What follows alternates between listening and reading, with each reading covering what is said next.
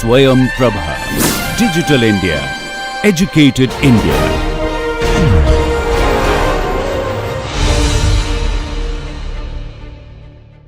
A warm welcome to all. This module is designed to help you understand the basic anatomy and physiology of the urinary system. The urinary system is also known as excretory system of the body. It consists of 2 kidneys, 2 ureters, the urinary bladder and the urethra. The kidneys filter the blood to remove waste products and produce urine. So, the principal function of the urinary system is removal of water-soluble wastes. Other functions include water and electrolyte balance, acid-base balance, blood pressure regulation, and production of hormones that include renin, erythropoietin, and calcitriol. By the end of this session, you will be able to describe the basic structure of the urinary system, make a labeled sketch showing major structures of kidney and nephron, list the functions of the kidney, know the processes involved in urine formation and concentration and where they occur, explain the regulatory mechanisms that control these processes, list the renal function tests, and describe the gross and microscopic structures of the ureter, urinary bladder, and the urethra. First, we'll talk about the kidneys. The kidneys are reddish-brown, bean-shaped retroperitoneal organs. They are placed on the posterior abdominal wall on either side of the vertebral column between 12th thoracic and 3rd lumbar vertebra. The right kidney is slightly lower than the left kidney because of the large right lobe of the liver and is also slightly shorter and stouter than the left kidney. Long axis of the kidney is directed infrolaterally along the border of psoas major muscle, and the transverse axis is directed posterolaterally, giving it 2 surfaces, the anterolateral and the posteromedial surface. Anteriorly, the kidneys are related to the suprarenal glands, liver, stomach, right colic flexure, left colic flexure, second part of duodenum, coils of jejunum, pancreas and spleen. Posteriorly, the kidneys are related to the diaphragm, 11th and 12th rib, costodiaphragmatic recess of pleura, psoas major muscle, quadratus lumborum and transverse abdominis muscle. The kidney is protected by a fibrous capsule, surrounded on the outside by perinephric fat, followed by the renal fascia, that is the Gerota's fascia, and the paranephric fat. Here it can be remembered that while in simple nephrectomy for benign diseases, kidney is removed within the renal fascia, whereas in radical nephrectomy for cancer, the entire contents of the perirenal space, including renal fascia and paranephric fat, are removed. Our kidney measures 11 to 12 centimeters in length, 5 to 7.5 centimeters in width, and 2.5 to 3 centimeters in thickness. The students can remember it as 12, 6, and 3. It weighs around 150 grams. It has 2 poles, the superior pole and the inferior pole, 2 margins, medial margin and lateral margin, and 2 surfaces, the anterolateral surface and the posteromedial surface. At the concave medial margin is a vertical cleft, the hilum, which is the entrance to the renal sinus. At the hilum, we see the renal vein, which is anterior to the renal artery, which is anterior to the renal pelvis. So we can remember it as VAP, from anterior to posterior, vein, artery and pelvis. Renal sinus is a space just inside the hilum that contains the renal pelvis, vessels, nerves, lymphatics and some amount of fat. The kidney receives blood from the renal artery, which is a branch of the abdominal aorta. Despite its small size, our kidney receives around 20 to 25% of the cardiac output. Each renal artery branches into segmental arteries, which divide into interlobar arteries that run between the renal pyramids. The interlobar arteries continue as arcuate arteries that run along the boundary of cortex and medulla. These then divide into interlobular arteries that feed into the afferent arterioles which enter the glomeruli. After filtration, the blood from the efferent arterioles and the peritubular capillaries converge into the interlobular veins, followed by the arcuate veins and interlobar veins that form the renal vein exiting through the hilum into the inferior vena cava. The lymphatic vessels follow the renal veins both in cortex and medulla. They reach the renal sinus where they empty into valved collectors and accompany the renal vein out of the hilum. They then drain into the right and left para-aortic, common iliac, internal and external iliac lymph nodes. The nerves to the kidney arise from the renal plexus that is located in the renal sinus. Renal plexus is composed of a large number of autonomic nerves that primarily have sympathetic activity from various sources that include celiac plexus, aortic plexus, superior hypogastric plexus, splanchnic nerves, and the second lumbar sympathetic ganglion. Parasympathetic supply comes from vagus. Sensory input from the kidney travels to the T10-11 levels of the spinal cord. Thus, pain from the kidney is referred to the corresponding dermatome in the flank region. On cut surface, we see that the renal parenchyma is divided into a superficial renal cortex, which is pale brown in color, and a deep renal medulla, which is darker red-brown in color. Grossly, the medulla takes the shape of 6 to 18 cone-shaped pyramids. Between these pyramids, the cortex projects as columns of Bertini or the renal columns. The striations seen in the pyramids are due to the many straight tubules and blood vessels that are passing through. The tip or papilla of each pyramid empties into a minor calyx. The minor calyces join to form major calyces, which empty into the renal pelvis, which then continues as the ureter. Just like the functional unit of the lung is the alveolus, the structural and functional unit of the kidney is the nephron. Each kidney has around 1 million nephrons. The nephrons carry out all the functions of the kidney. The nephrons are classified into two types based on their location and the length of their loops into cortical nephrons and juxtamedullary nephrons. Here we should remember that all nephrons have their corpuscles in the cortex. 85% of the nephrons are cortical nephrons. These are located in the superficial cortex. They have short loop of Henle, so also known as short loop nephrons. These nephrons produce standard urine. The remaining 15% are the juxtamedullary nephrons. These are found at the boundary of cortex and medulla. They have long loop of Henle that extends deep into the medulla.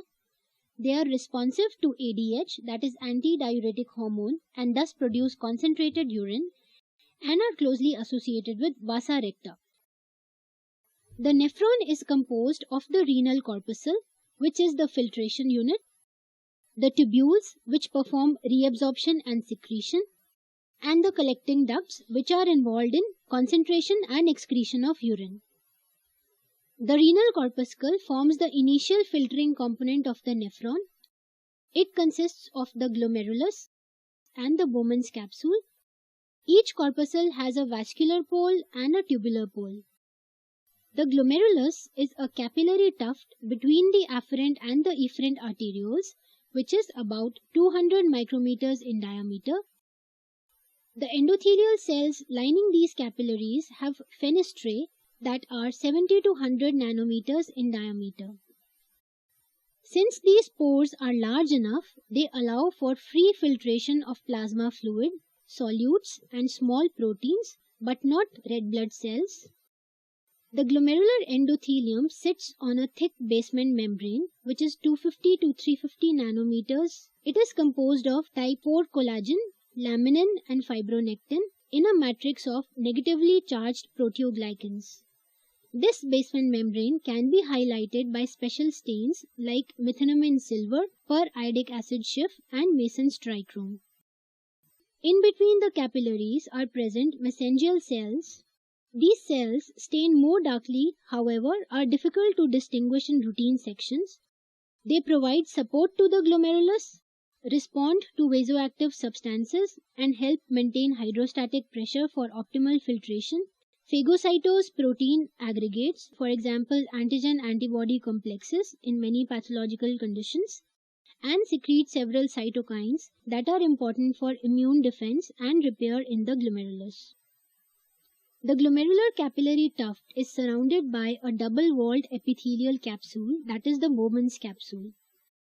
The Bowman's capsule has two layers, the internal or the visceral layer, which closely envelops the glomerular capillaries, and the external or the parietal layer.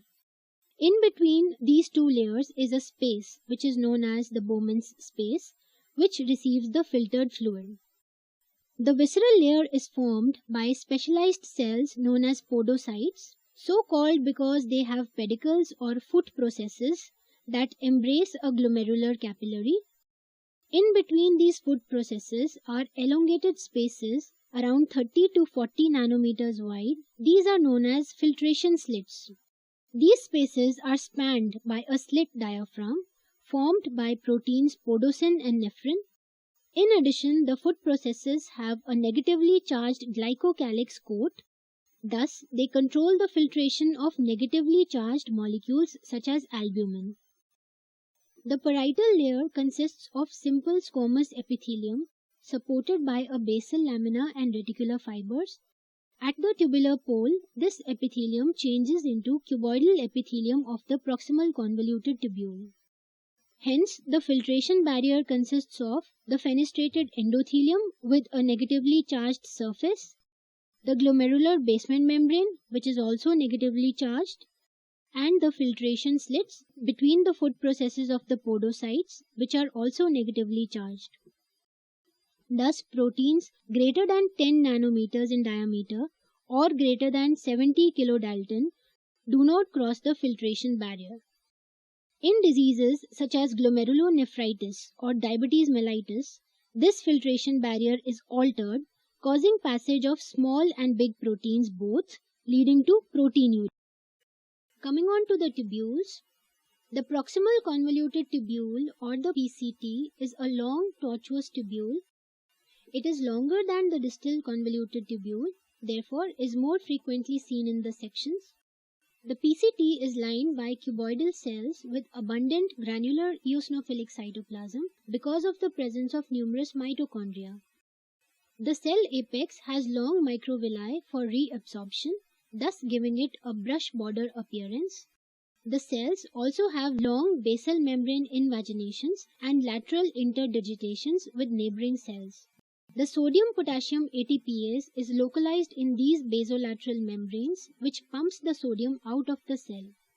The cells of the PCT reabsorb around 60 to 65% of the filtered water, along with almost all solutes and small plasma proteins. The PCT continues into the loop of Henle, which is a shorter, straight tubule that enters the medulla. It is a U-shaped structure with a descending limb and an ascending limb.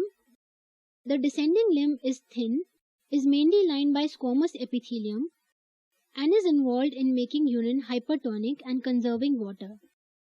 The ascending limb has thick and thin segments.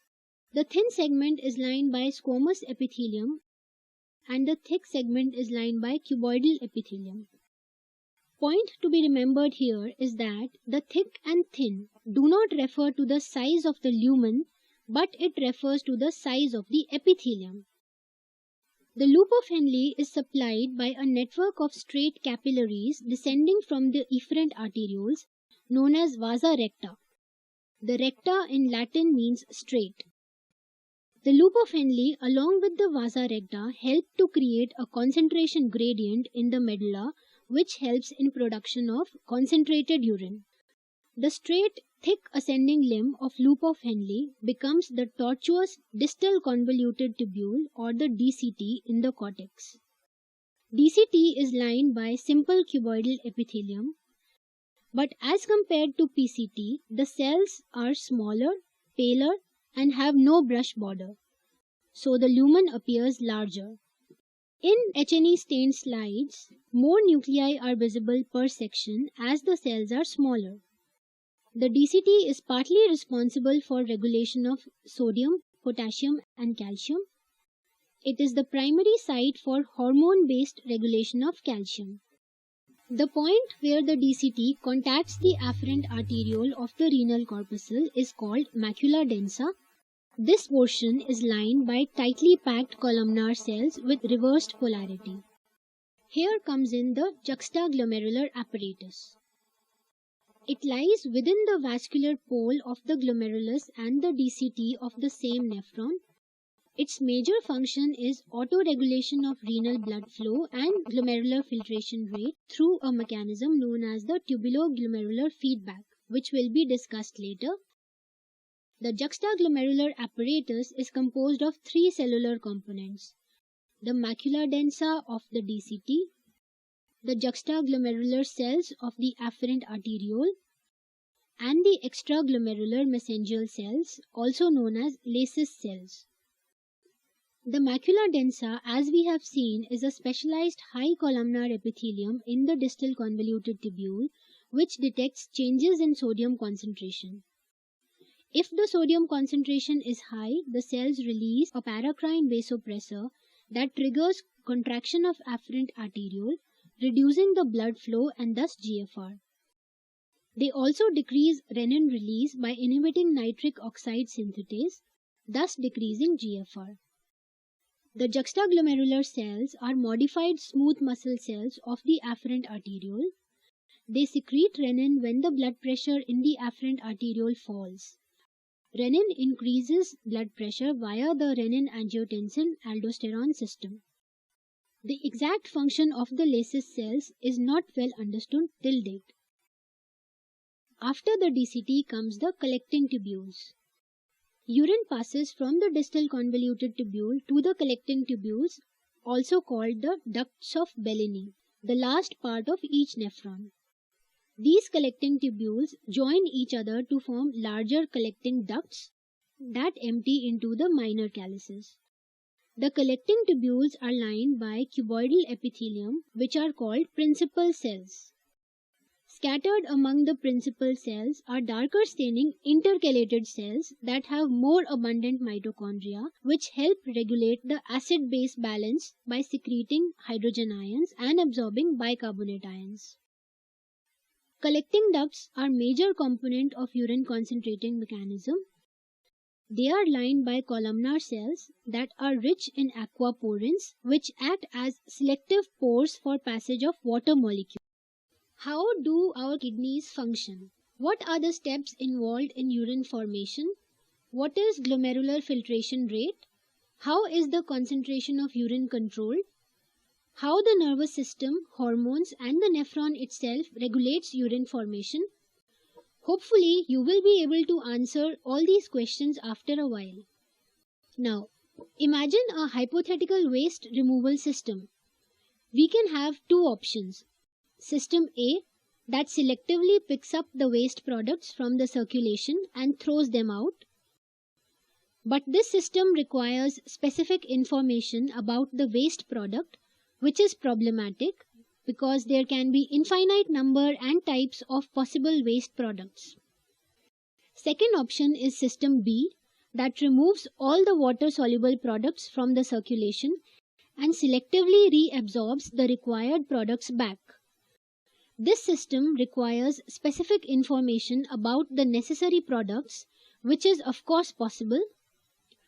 But the problem with this system will be unnecessary requirement of extra energy. To achieve adequate waste removal, our kidneys filter 180 liters of blood daily, that is the entire plasma volume, around 60 times per day. That means the reabsorption process occurs 60 times in a day. This needs lot of energy And so our kidneys, although small in size, constituting only 0.5% of the whole body mass, utilize almost 1/4 of the cardiac output every day. Isn't that amazing? Have a look at this animation clip to understand the basic steps that are involved. Step 1 is glomerular filtration. This is a passive, non-selective process dependent on the filtration pressure. Here we need to understand what is filtration pressure, glomerular filtration rate, and filtration fraction. Filtration pressure is the net result between the capillary osmotic pressure and the hydrostatic pressure. It is the net driving force which pushes the fluid out of the capillaries. Glomerular filtration rate is the volume of fluid filtered from the glomerular capillaries per unit time. The glomerular filtration rate is recorded in units of volume per time, that is milliliters per minute. Normal glomerular filtration rate is 100 to 120 milliliters per minute per 1.73 meter square body surface area. Filtration fraction represents the fraction of the plasma reaching the kidneys which passes into the renal tubules. It is thus the ratio of glomerular filtration rate to the renal plasma flow. It is normally about 20%. The remaining 80% leaves the glomerular capillaries by the efferent arterioles and becomes the peritubular capillary circulation. The fluids and solutes are forced out of the glomerulus by hydrostatic pressure that is provided by the push of the heart, that is the blood pressure.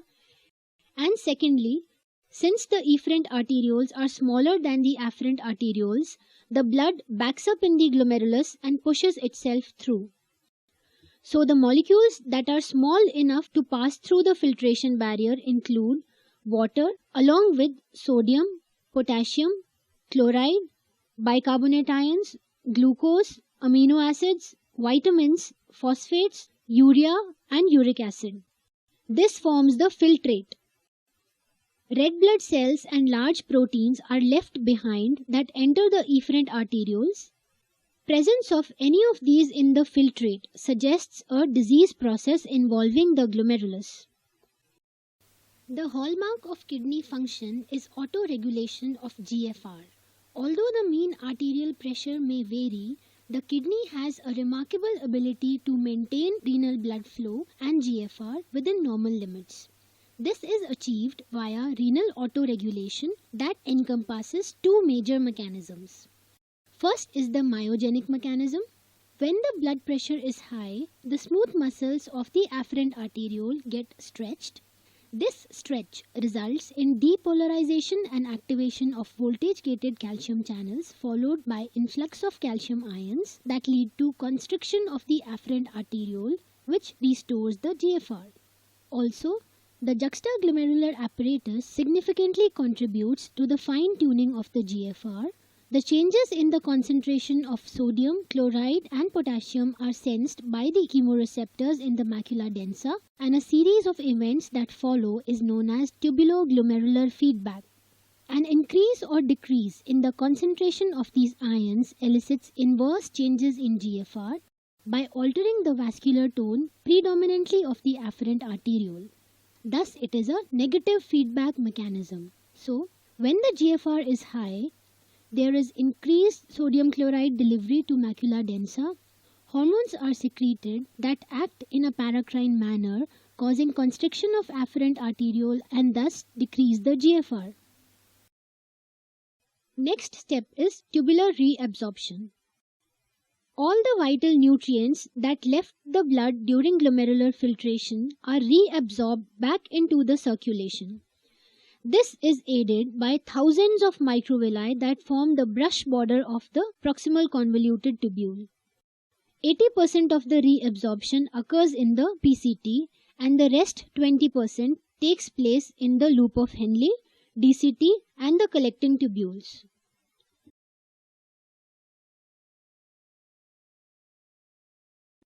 The tubular reabsorption occurs via three mechanisms. Number 1, passive transport or diffusion. Number 2, active transport. And number 3, osmosis.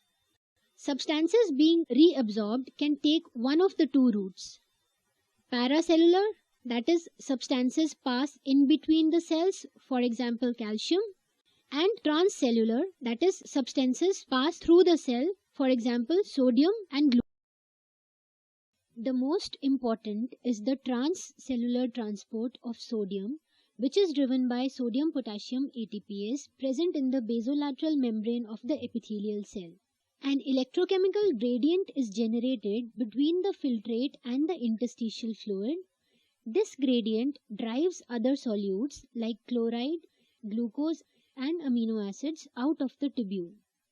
The positively charged ions, potassium, calcium, and magnesium, follow their electrochemical gradients out into the interstitial fluid. Some sodium ions are also reabsorbed by secondary active transport in return for the hydrogen ions in the filtrate. The movement of hydrogen ions provides the driving force to reabsorb bicarbonate. In the filtrate, hydrogen ions combine with bicarbonate to form carbonic acid. Carbonic acid dissociates to form carbon dioxide and water. Carbon dioxide gas diffuses into the tubular epithelial cell, combines with water to form carbonic acid again. Here again, carbonic acid dissociates into bicarbonate and hydrogen ions. Bicarbonate diffuses into the blood via the interstitium. Following the reabsorption of solutes, the water moves out via osmosis. This is known as obligatory water reabsorption.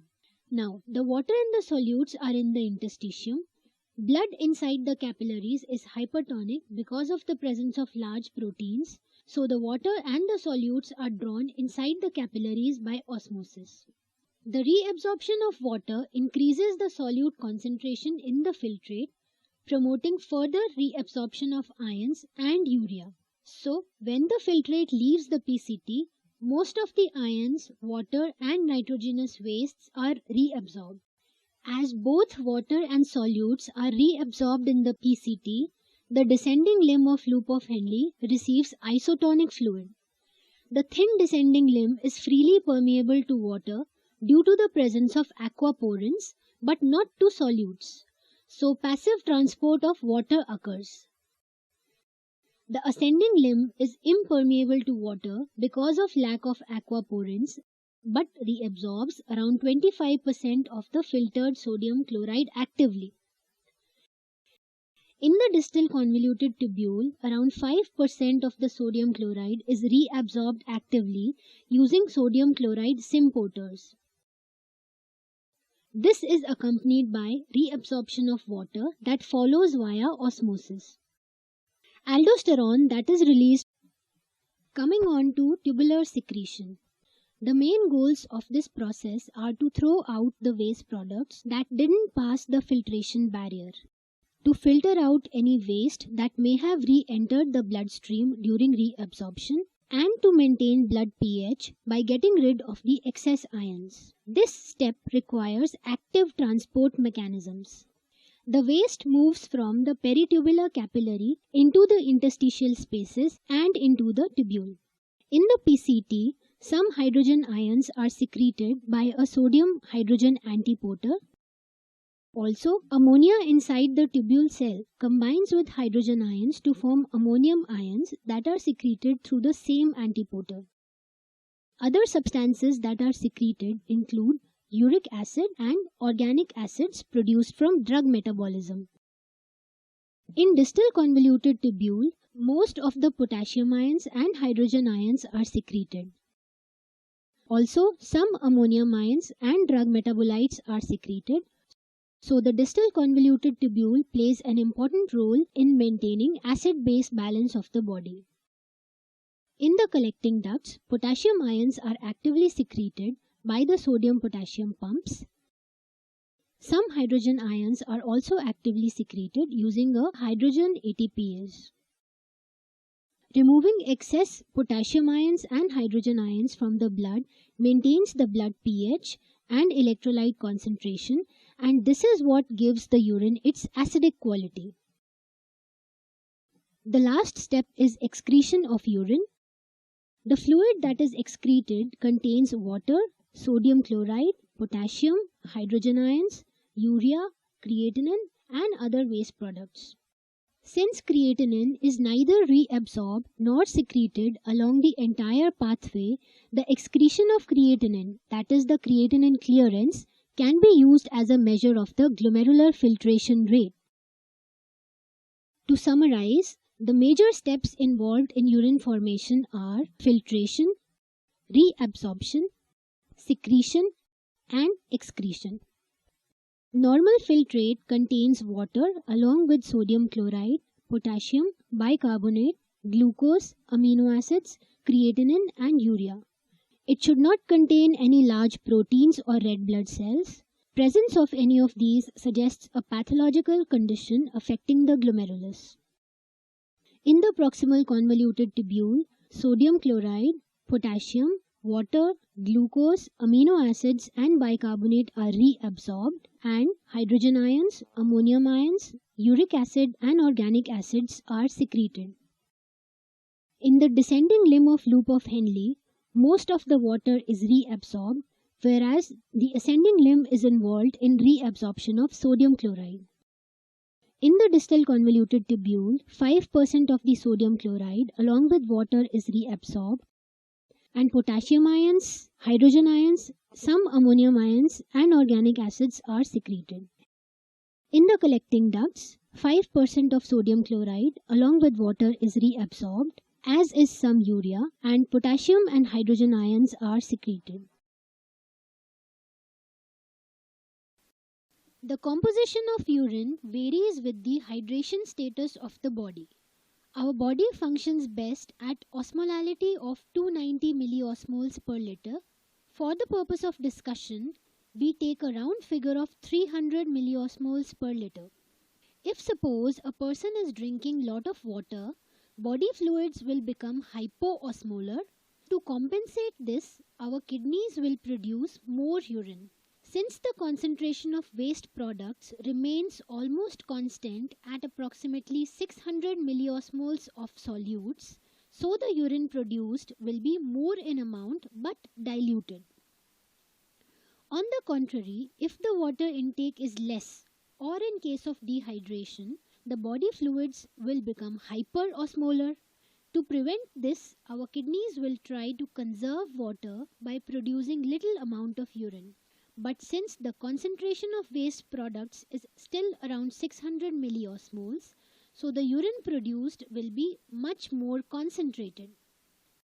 The basic requirements for these mechanisms to work efficiently are: number 1, medullary interstitial hyperosmolarity, and number 2, antidiuretic hormone, also known as vasopressin. The medullary interstitial hyperosmolarity is produced by the loop of Henle acting as counter current multiplier, and secondly by urea recycling, and is maintained by the vasa recta acting as counter current exchangers. The long loops of Henle of the juxtamedullary nephrons control urine concentration by acting as counter current multipliers. How does it happen? The descending limb of loop of Henle receives isotonic fluid from the PCT. As the descending limb of loop of Henle makes its way into the deep medulla, the medullary interstitial osmolality increases from 300 to 600 to 800 to 1200 milliosmoles per liter. By virtue of the U shape, the loop of Henle is made capable of performing this job. To understand this, we'll have to start from thick ascending limb of loop of Henle. The thick ascending limb actively reabsorbs the sodium chloride out of the tubules. Since the limb is impermeable to water, water does not accompany the sodium chloride, so the osmolarity of the interstitium increases, and that of the tubular fluid decreases. Water moves out of the descending limb via osmosis. This makes the tubular fluid reaching the ascending limb more concentrated.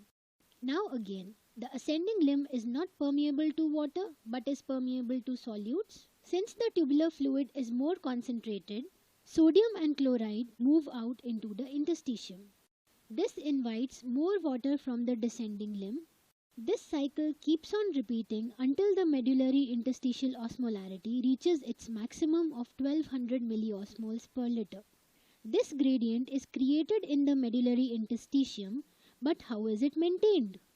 The vasa recta help prevent this medullary hyperosmolarity from being dissipated by acting as counter current exchangers.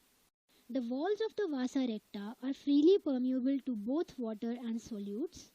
Water and solutes are passively exchanged between the interstitial fluid and the blood of vasa recta as a result of counter current flow. As vasa recta is going down, it is getting surrounded by more and more hyperosmolar interstitium. So it throws out water and takes up solutes. So from 300 it becomes 1200 in the deep medulla. Now the counter current starts. As the vasa recta ascends into a hypoosmolar interstitium, it starts losing solutes and gain water. So by the time it enters the cortex, its osmolality is again 300. Thus, there is little net change in the concentration of interstitial fluid at each level. This can only be achieved due to its U shape again. So, if the body is dehydrated and wants to conserve water, the loop of Henle makes the area more hypertonic, leading to more and more water reabsorption and thus excretion of small amount of concentrated urine. If there is excess water in the body, the solute concentration of tubular fluid is already less, so not much gradient is established, allowing the kidneys to produce large amount of dilute urine. The second thing that contributes to the medullary interstitial hyperosmolarity is urea recycling.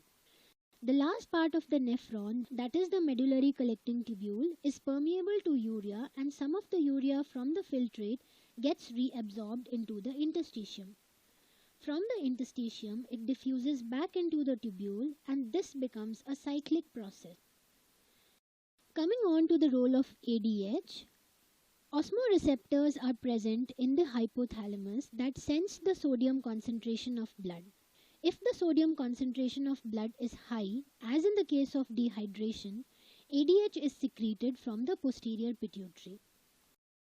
The renin-angiotensin-aldosterone system. When the blood volume is low, as in the case of dehydration, the juxtaglomerular cells of the afferent arteriole secrete renin. This renin converts the pre-enzyme angiotensinogen released by the liver to angiotensin 1. Angiotensin 1 is converted into angiotensin 2 by the angiotensin converting enzyme secreted from the lungs. Angiotensin 2 is a potent vasoactive peptide that causes vasoconstriction, resulting in increased blood pressure. Angiotensin 2 also stimulates the secretion of aldosterone from the adrenal cortex. Aldosterone acts on DCT and collecting tubules to increase the reabsorption of sodium and water into the blood. Aldosterone also stimulates posterior pituitary to release ADH, which aids fluid retention. And it also stimulates thirst centers within the brain. All these activities lead to the rise of blood pressure. This rise of blood pressure can be dangerous at times, so to regulate the system, certain counter-regulatory hormones like atrial natriuretic peptide come into play. This is secreted by atrial heart muscles. ANP causes vasodilation of the afferent arteriole and constriction of the efferent arteriole, leading to increase in GFR. It decreases sodium reabsorption in DCT and collecting tubules. It inhibits renin secretion and thus reduces aldosterone secretion, ultimately leading to increased sodium and water excretion from the body. So far, we have talked about the normal. Now, what to do if something goes wrong? Many diseases affect renal function. In some, there is selective impairment of glomerular function or tubular function, while in some, several functions are affected. Renal function tests are performed to confirm the diagnosis of renal disease. They are used to monitor disease progress and to monitor response to treatment. Investigation of kidney diseases begins with urine examination, which will be discussed in a separate tutorial. This includes the appearance, odor, specific gravity, osmolality, pH, presence of proteins, glucose, ketones, urobilinogen and bilirubin, which is tested using commercially available disposable dipsticks or conventional methods, along with microscopy to see the presence of red cells, white cells, casts or crystals, and culture for presence of any microorganisms. The routine kidney function tests include measurement of serum creatinine, creatinine clearance, and blood urea. Their values start to rise if GFR falls below 30% of the normal. 98% of body creatine is present in the muscles where it acts as store of high energy. About 1 to 2% of total muscle creatine is converted daily into creatinine, which is freely filtered through the glomerulus. Plasma creatinine is not affected by diet. It is an endogenous substance, the concentration of which remains constant. Normal serum creatinine falls in the range of 0.8 to 1.4 milligrams per deciliter. Creatinine clearance can be used as a measure of the GFR. Mild degree of renal impairment can be detected by this test before the rise of creatinine or urea. Clearance is defined as volume of plasma cleared of the substance per unit time. It can be calculated by the equation U into V by P, where U is the concentration of creatinine in urine, V is the volume of urine flowing per minute, and P is the concentration of creatinine in plasma. Clearance is measured by using a 24-hour urine collection. Incomplete urine collection is a major source of error, so an alternative and convenient method is by employing Cockcroft-Gault formula, where the GFR is derived by using serum creatinine value. So GFR is equal to 140 minus age into body weight divided by serum creatinine into K, where K is a constant, which is 1.23 for males and 1.04 for females. Normal creatinine clearance is around 120 to 140 milliliters per minute in adults. In children, it should be calculated according to the body surface area. Inulin is a polysaccharide produced by roots of many plants, most commonly chicory plant. Inulin clearance is a better measure of GFR as it is neither reabsorbed nor secreted, but this requires infusion of inulin into the blood and is not suitable for routine use. Now, we should know that a small quantity of creatinine is secreted by the renal tubules, so creatinine clearance is around 7% greater than inulin clearance. The difference is not significant when GFR is normal, but when GFR is low, creatinine clearance overestimates the GFR as the tubular secretion is more. Urea is formed in the liver as a result of protein metabolism. Majority of it is excreted by the kidney and is partially reabsorbed by the tubules. Urea is inferior to serum creatinine as a kidney function test because its concentration varies according to diet. For example, high protein diet leads to increased urea formation, and its concentration decreases with low protein intake or in case of liver disease. In conditions like starvation, Cushing syndrome or thyrotoxicosis, protein catabolism is increased, leading to increased urea formation. And lastly, 100% of urea is not filtered at the glomerulus. Normal range of blood urea is between 10 to 50 milligrams per deciliter. States associated with increased level of urea in blood are referred to uremia or azotemia. Serum creatinine and urea show a hyperbolic relationship with GFR. Small changes in their values are related to large changes in the GFR. Now, most of these tests assess glomerular function. As compared to assessment of glomerular function, there are no easily performed tests that measure tubular function. The few tests that are available include measurement of osmolality ratio of urine and plasma, measurement of specific protein urea, for example beta-2 microglobulin. This is a small peptide that is completely filtered by the glomeruli and is reabsorbed and catabolized by tubular cells. Thus, its measurement provides a sensitive method of assessing tubular integrity. Third thing is the urine concentration test. In this, patient is asked to void urine completely at 9 p.m. Desmopressin is administered in the form of a nasal spray and subsequent urine is collected till morning 7 a.m. Urine osmolality is tested in this sample and the value should be more than 950 milliosmoles per kg of urine. The ureters. The ureters are retroperitoneal, paired tubular structures that carry urine from the kidney to the bladder. The ureter begins as the pelvis that is placed posterior to the renal artery and renal vein at the hilum. As it courses downwards and medially in front of psoas major muscle, it takes an S-shaped curve to reach the fundus of the bladder. It is around 25 to 30 centimeters in length and 3 to 4 millimeters in diameter. It can be divided anatomically into pelvis of the ureter, an abdominal part, and a pelvic part. The ureters are posteriorly related to the psoas major muscle, internal and external iliac vessels, genitofemoral nerve, gonadal vessels, tips of transverse processes of lumbar vertebrae, and ovaries in females. Anteriorly, the right ureter is covered by the parietal peritoneum, C of duodenum, right colic and ileocolic vessels, the mesentery, terminal ileum and vas deferens in males.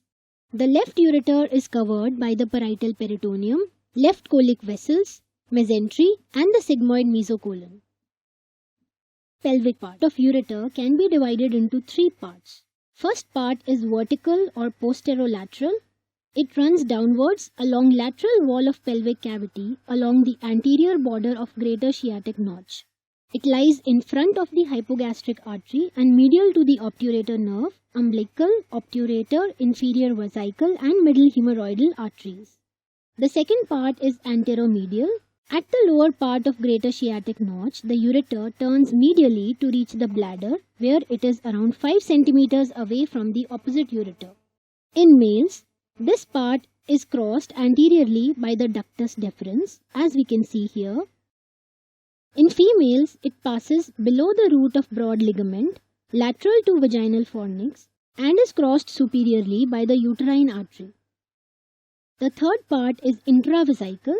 In the last part, it runs obliquely for around 2 cm inside the bladder wall and opens at the corners of the trigone as slit-like apertures.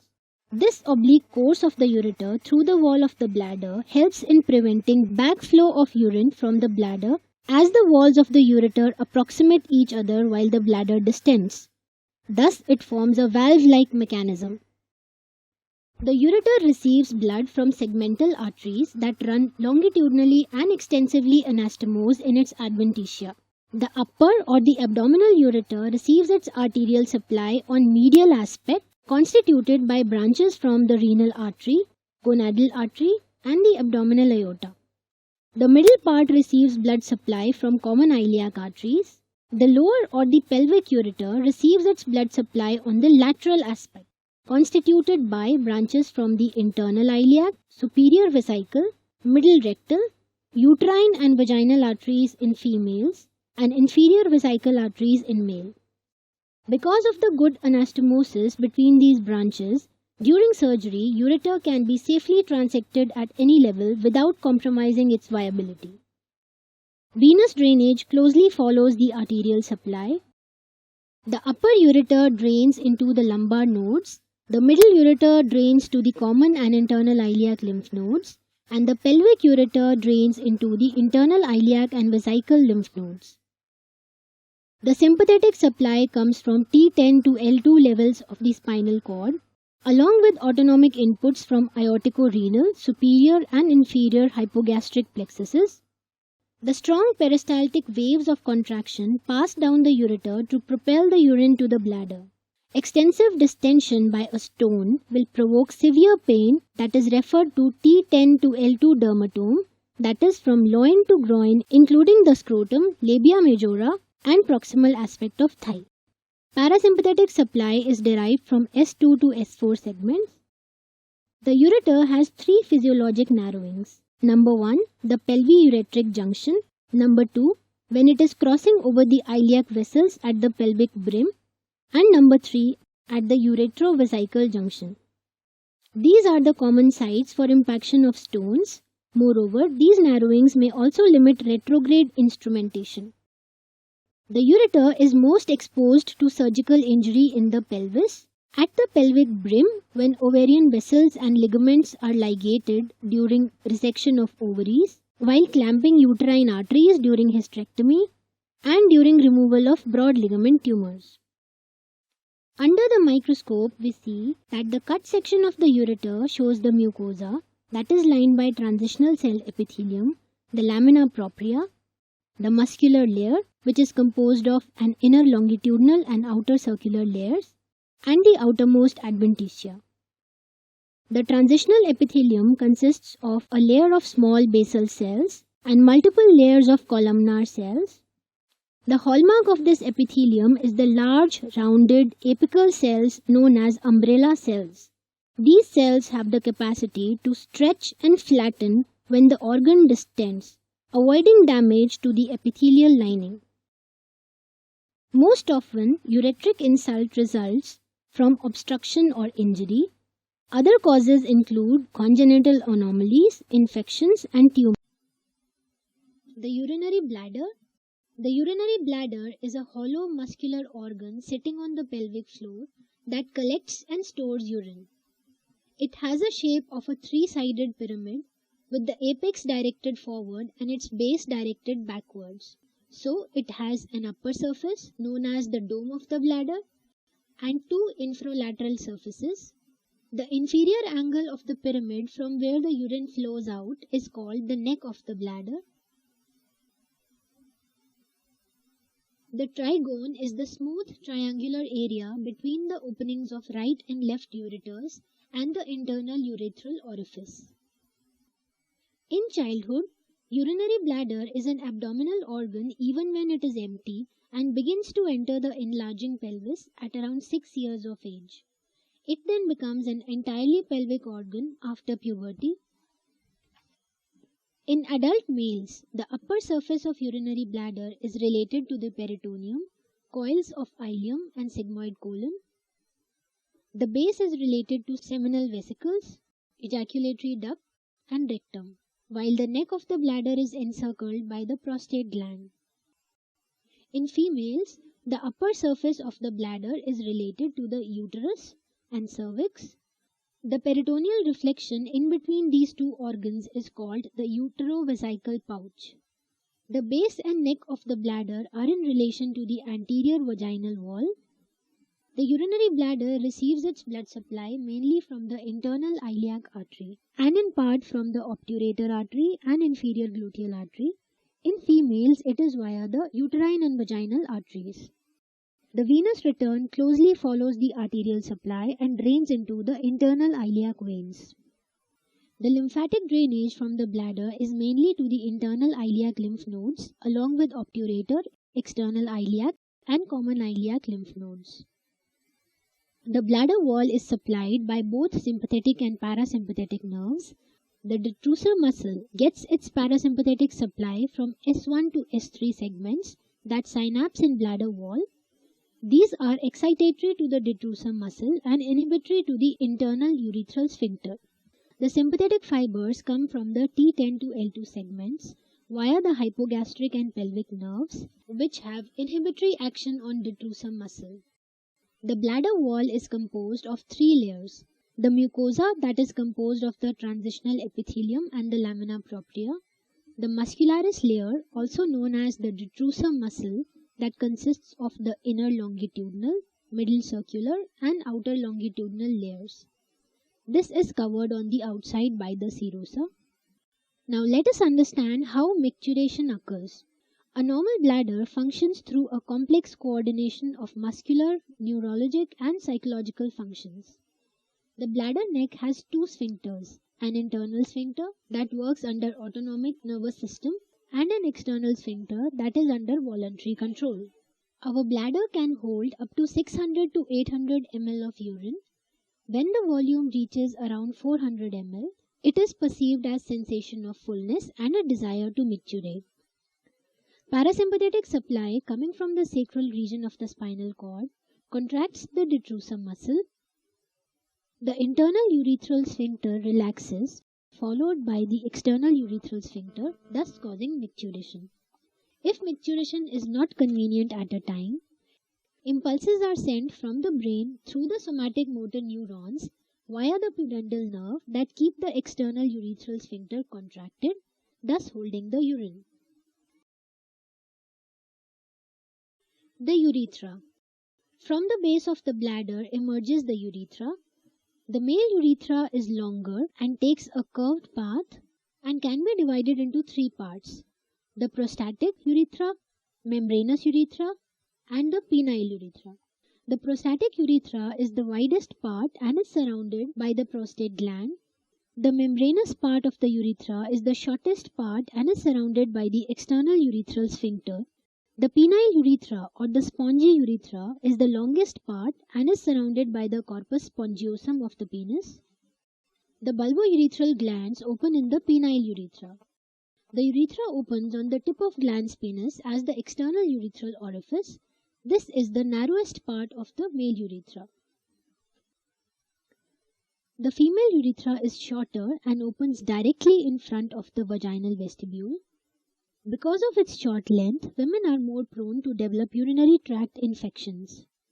The female urethra is related to the anterior vaginal wall throughout its length. The internal urethral orifice is surrounded by the internal sphincter, and the lower two-thirds of the urethra is surrounded by the external urethral sphincter. This is a horseshoe-shaped sphincter that is deficient posteriorly and is fixed against the anterior vaginal wall. The paraurethral or the Skene's glands are present in the wall of distal urethra. The blood supply to the urethra comes from the internal pudendal artery and inferior vesical artery. Venous drainage is through the internal pudendal veins. Lymph from the entire female urethra and the prostatic and membranous male urethra drains into the internal iliac lymph nodes, whereas that from the penile urethra drains into deep inguinal lymph nodes. Some of the lymph vessels from the urethra go to the external iliac lymph nodes and para-aortic lymph nodes, and from there into the cisterna chyli, thoracic duct, and finally left supraclavicular lymph nodes. As we have discussed earlier, the innervation of the urethral sphincter is from both somatic and autonomous nervous system. The urethra is lined by transitional epithelium in its proximal part, which changes to pseudostratified columnar to non-keratinizing stratified squamous epithelium as we proceed distally. The lamina propria is loose and richly vascularized and contains a thin layer of spongy erectile tissue. The muscularis is composed of an inner longitudinal and outer circular layers that forms the internal urethral sphincter. In the distal portion, the muscle is striated and forms the external urethral sphincter.